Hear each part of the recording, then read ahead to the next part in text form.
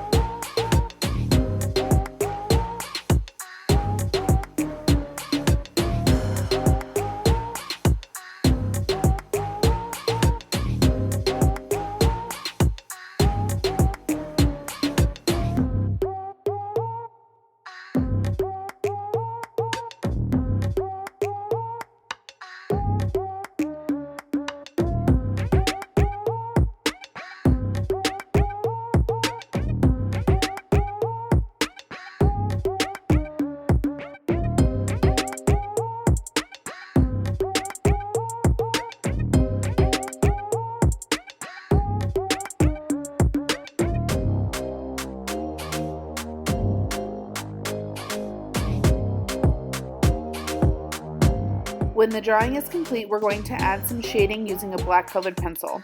This will give us a really cool effect underneath the watercolor that we will put on top. Add little bits of shading here and there.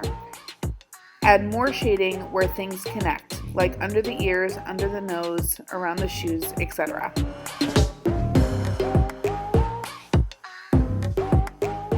It's really important not to push too hard on the colored pencil. Our goal is not to create black shadows. We just want to create a little bit of value for interest.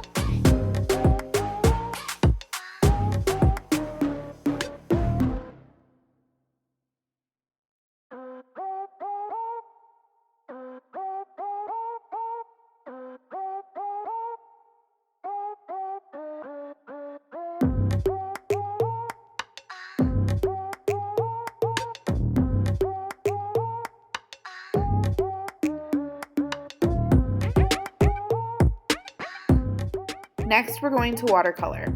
You can choose whatever colors you'd like to paint your gnome.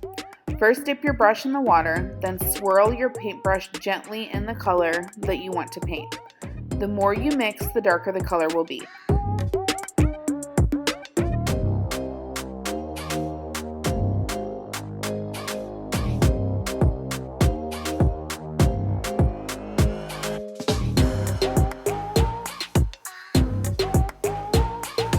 Sometimes when painting watercolor, it's really hard to create a nice consistent color.